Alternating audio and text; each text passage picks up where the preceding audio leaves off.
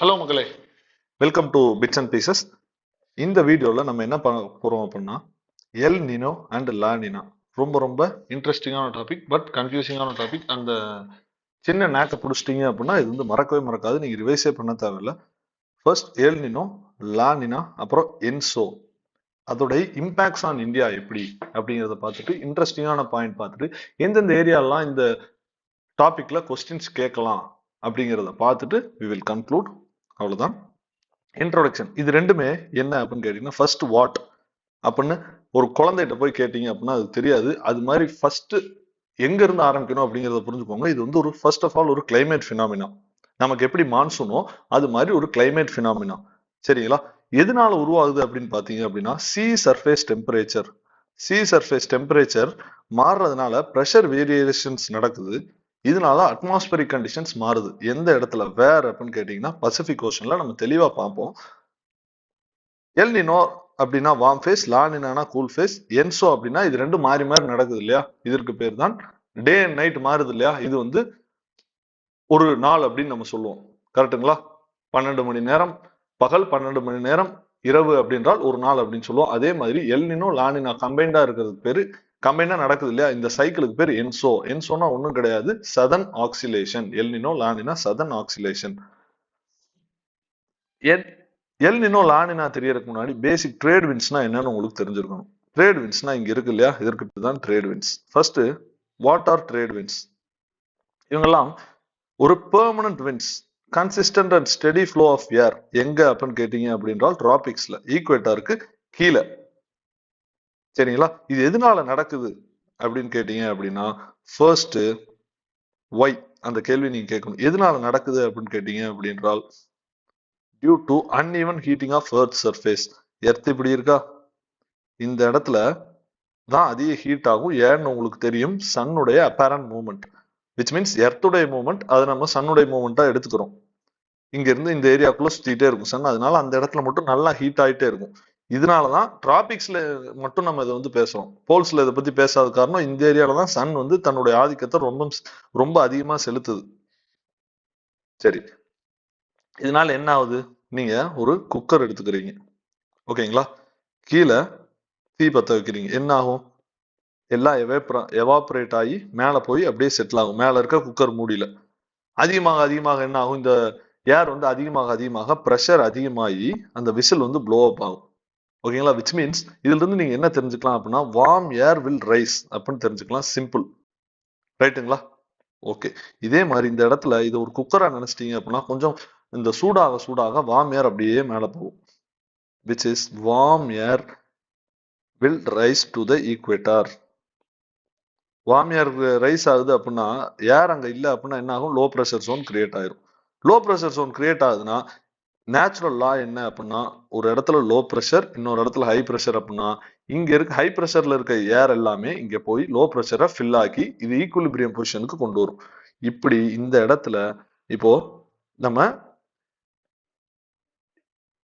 இதான்னு வச்சுக்கோங்களேன், இந்த இடத்துல லோ ப்ரெஷர் கிரியேட் ஆகி எல்லா காத்தும் மேல போகுது அப்படின்றால் இந்த இடத்துல இருக்க ஏர் வந்து இதை ஃபில் பண்றதுக்கு வரும் இதை நோக்கி. சரிங்களா? இதுதான் ட்ரேட் வின்ஸ் அப்படின்னு சொல்றோம். எக்ஸாக்டா இதுதான் ட்ரேட் வின்ஸ். போட்டோ பாக்குறீங்களா? ட்ரேட் வின்ஸ் இந்த எதனால வருது? இப்படி வருது. ஆனா இப்படி போகுது, எங்க ஏரோ மார்க் மேல நோக்கி போகுது அப்படின்னா அதுக்கு வந்து கோரியாலிஸ் எஃபெக்ட் இருக்கு. கோரியாலிஸ் எஃபெக்ட் அப்படிங்கிறது உங்களுக்கு தெரிஞ்சுக்கும். தெரியல அப்படின்னா நமக்கு தனியா அது வீடியோ போடுறோம். இது இப்போ இந்த வீடியோட நோக்கம் வந்து என்சோ. சரி, ட்ரேட் வின்ஸ் எப்படி ஒர்க் ஆகுது? வார்ம் ஏர் ரைஸ் ஆகுது, அதனால நம்ம பார்த்துருக்கோம் ஏர் வந்து ஈக்குவேட்டர் நோக்கி மூவ் ஆகுது. ஓகேங்களா? ஏன் அப்படின்றால் cool air will move towards equator to replace the warm air. அடுத்து கோரியாலிஸ் எஃபெக்ட், அதுக்கப்புறம் ஹேட்லி செல் அப்படிங்கிறது. இந்த வார்ம் ஏர் ரைஸ் ஆயிஸ் கோல்டு ஏர் வந்து சிங்க் ஆகுது இல்லையா, இதற்கு பேர் ஹேட்லி செல் அப்படின்னு சொல்லுவாங்க. ஓகேங்களா? அதுக்கப்புறம் குளோபல் சர்க்குலேஷன், இது குளோப் முழுக்க சர்க்குலேட் ஆகி இது வந்து எல்லா வெதர் பேட்டர்னையும் இந்த மூவ்மெண்ட் வந்து அஃபெக்ட் பண்ணுது. சரி, எல் நினோக்கும் ட்ரேட் வின்ஸ்க்கு என்ன சம்பந்தம் அப்படின்னு பாத்தீங்க அப்படின்னா இங்க பாருங்களேன். சரி, நம்ம வந்து ஃபர்ஸ்ட் தியரட்டிக்கலா சொல்லிடுறேன். எல் நினோ அப்போ ட்ரேட் விண்ட் வந்து வீக் ஆகும். இப்படி போயிட்டு இருக்கா, நம்ம ட்ரேட் விண்ட் மூவ் ஆகுதுன்னு பார்த்தோமா, இது வந்து வீக் ஆகும். ட்ரேட் விண்ட் வீக் ஆகிறதுனால என்ன ஆகும் அப்படின்னு பார்த்தீங்க அப்படின்றால் warm water will be pushed back east நோக்கி வார்ம் வாட்டர் தள்ளப்படும். இப்படி வர்றது ஒருத்தர் உங்களை வந்து தள்ளிட்டே இருக்காரு, சரிங்களா? இப்போ அந்த தள்ளுறவர் வந்து ஒரு 4 பேர் சேர்ந்து தள்ளுறாங்க உங்களை. நீங்க ஈஸ்ட் நோக்கி மூவ் பண்றீங்க, சென்னை ஈசிஆர் நோக்கி மூவ் பண்றீங்க, ஓகேங்களா? ஒரு 4 பேர் சேர்ந்து தள்ளுறாங்க. இப்போ 4 பேர்ல 3 பேர் ஓடிடுறாங்க, ஒருத்தர் தான் தள்ளுறாங்கன்னா நீங்க ஈஸியா மூவ் பண்ண முடியுமா? அதே தான் இந்த இதுமே, warm water is pushed back to the east, ஓகேங்களா? சிம்பிளா சொல்ல போனா இங்க பாருங்களேன், இதுதான் நார்மல் இயர். ட்ரேட் விண்ட் இப்படி மூவ் ஆகுறதுனால வார்ம் வாட்டர் வந்து ஆஸ்திரேலியா நோக்கி மூவ் ஆகப்படுது. ஏன்னா இது பசிபிக்ல தான் நடக்குது, சரிங்களா? ட்ரேட் விண்ட்ஸ் இப்படி மூவ் ஆகுறதுனால.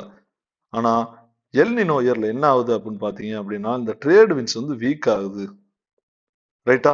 இந்த வீக் ஆகுறதுனால என்ன ஆகுதுன்னா வார்ம் வாட்டர் ரிவர்ஸ் மூவ்மெண்ட் நடக்குது, சரிங்களா? ரிவர்ஸ் மூவ்மெண்ட் நடக்கிறதுனால என்ன ஆகும் அப்படின்னா, வார்ம் வாட்டர் எங்க இருக்கோ அங்க மழை பெய்யும். ஏன் வார்ம் வாட்டர் இருக்க இடத்துல மழை பெய்யும்? ஏன்னா வார்ம் வாட்டர் இருக்க இடத்துல ஏர் will rise upwards. Upwards rice ஆனா மேகங்கள் ஃபார்ம் ஆக ஆரம்பிக்கும். ஸோ வார்ம் வாட்டர் இங்கே போய் மேலே ரைஸ் ஆக ஆரம்பிக்கும், சவுத் அமெரிக்கன் கோஸ்ட்டுக்கு மேலே. அங்கே மேகங்கள் ஃபார்ம் ஆகி என்ன ஆகும் அப்படின்னா மழை ஜோன்னு பெய்யும். எங்க? சவுத் அமெரிக்கா கோஸ்ட், இல்லைன்னா பெருவியன் கோஸ்ட் அப்படின்னு சொல்லுவோம். பெருவியன் கோஸ்ட்னா ஒன்றும் கிடையாது, அங்கே பெரு இருக்கு, அதனால பெருவியன் கோஸ்ட். இந்தியா இருந்துச்சுன்னா அது இந்தியன் கோஸ்ட், அவ்வளவுதான். ஆஃப் த பசிபிக் கோஸ்ட்ல ஒரு ஸ்ட்ராங்கான எஃபெக்ட் இருக்கும் எல் நினோ. ஏன்னு நம்ம பார்த்தோம், மழை அங்க அதிகமா பெய்யும், சரிங்களா?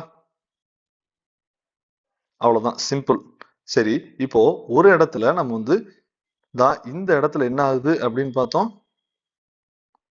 மழை பெய்யுது அப்படின்னு பார்த்தோம், ரைட்டுங்களா? வார்ம் வாட்டர் இங்க போய் மழை பெய்யுது. அப்போ இந்த இடத்துல என்ன வாட்டர் இருக்கும் அப்படின்னா அப்வெல்லிங் அப்படிங்கிற ஒரு கான்செப்ட் இருக்கு, ரைட்டுங்களா? இப்போ வார்ம் வாட்டர் இங்க இருந்துச்சுங்க, இது வந்து கொஞ்சம் கொஞ்சமா நகர்ந்து இந்த சைடு போயிருச்சு அப்படின்றால் கடலுக்கு அடியில் இருக்க கோல்டு வாட்டர் வந்து இந்த கேப்பை ஃபில் பண்ணுமா?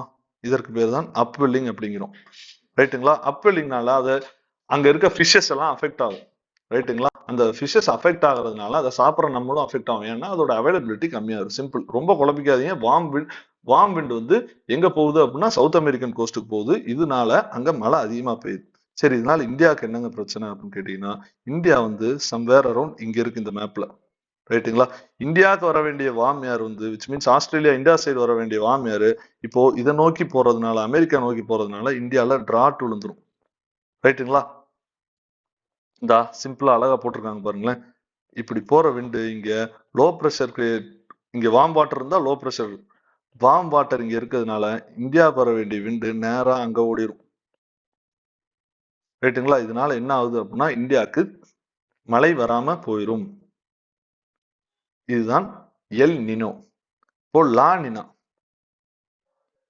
லா நினா அப்படின்னா அப்படியே ஆப்போசிட், எல் நினோ எஃபெக்ட்டுக்கு அப்படியே ஆப்போசிட்டா நடக்கிறது லா நினா. இங்க ட்ரேட் விண்ட் வந்து ரொம்ப ஸ்ட்ராங்கா இருக்கும்.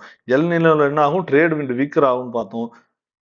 லா நினால ட்ரேட் விண்ட் வந்து ரொம்ப ஸ்ட்ராங் ஆகும். நார்மலா இப்படிதான் ட்ரேட் விண்ட் இருக்கும். சிம்பிளா 2 பேர் சேர்ந்து உங்களை வந்து தள்ளுறாங்க. ஃபர்ஸ்ட் இங்கிட்டு வராத, ஈஸ்ட் நோக்கி வர, which means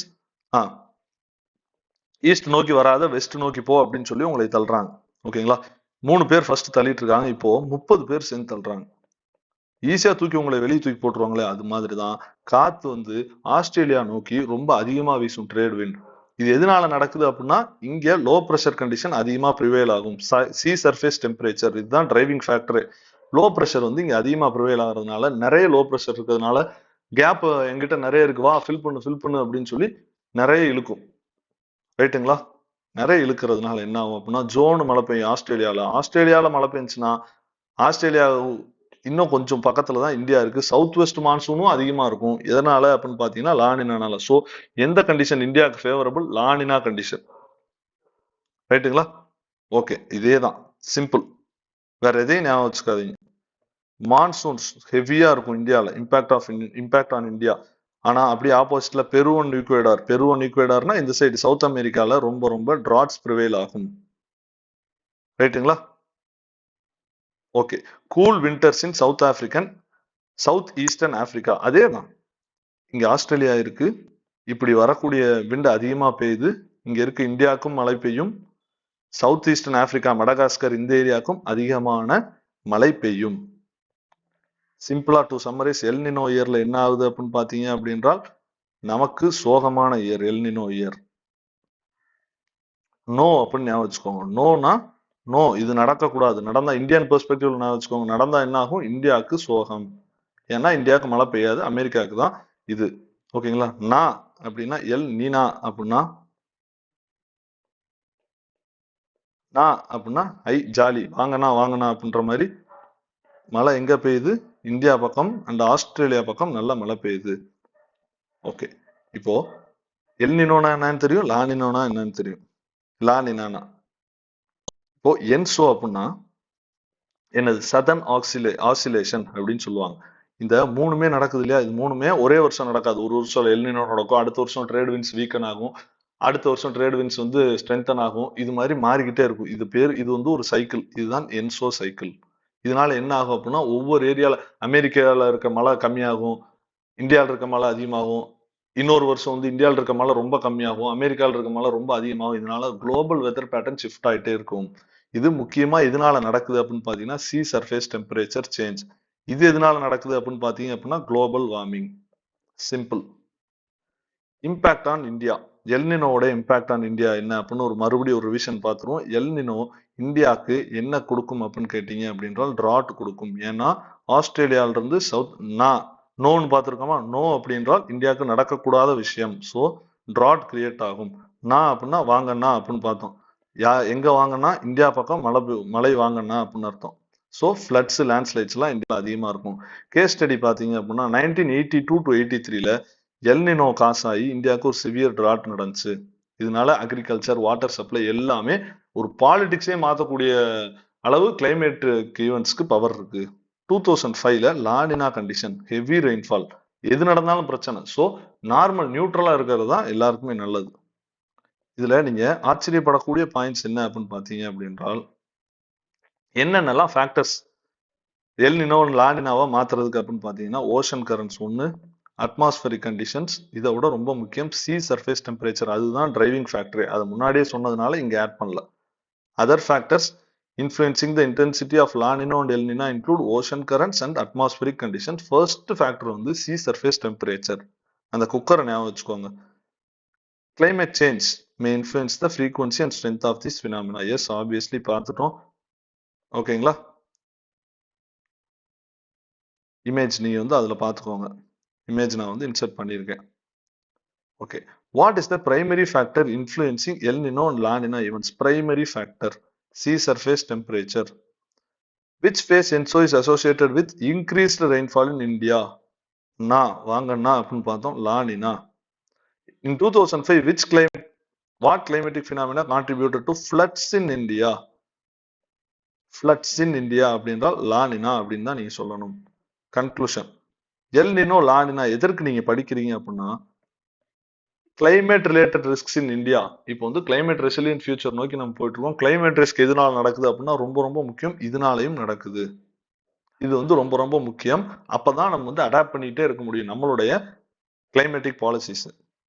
okay guys, if you feel this video is useful, subscribe பண்ணுங்க, லைக், ஷேர் அண்ட் பெல் பட்டனை கிளிக் பண்ணிட்டீங்க அப்படின்னா நாம போஸ்ட் பண்ற வீடியோ வந்து உங்களுக்கு வரும். Thank you guys. எது சஜஷன்ஸ் இருந்தால் கமெண்ட் செக்ஷன்ல யூ கேன் லீவ். தேங்க்யூ.